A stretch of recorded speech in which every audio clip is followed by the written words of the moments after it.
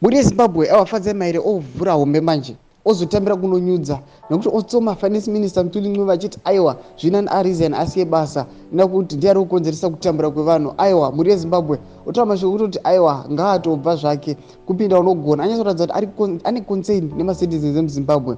Saka muendera mberi nemashoko ataura aiwa ndo panokudzai subscribe wolike woturn on the bell icon tamboshora mabvitsi anokupa pano paZim News Live.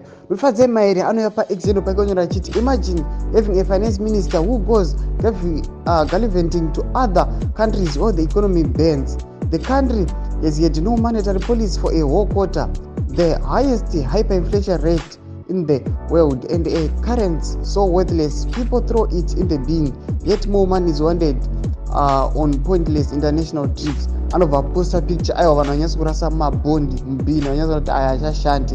Aiwa muri yeZimbabwe anonyanyora achiti nyaya kuti iye Mthuli Ncube andoshandisa mari yakadowandisa aiwa kuenda kune dzimwe nyika achitobhadhara maflight trips, asi kunoko vanhu vachisafa vanhu vachitambura. Muri yeZimbabwe ndo mashoko anoita kuona Fadzai Mahere achiti aiwa zvitori nani ka aiwa minister ava vabve. Muri yeZimbabwe tudziye mafungiro enyu munoti kudii pamusoro penyaya iyi. Pine comment section medu saka no subscribe kulike and turn on the bell icon. Tamboshora mabvitsi anokupa pano paZim News Live.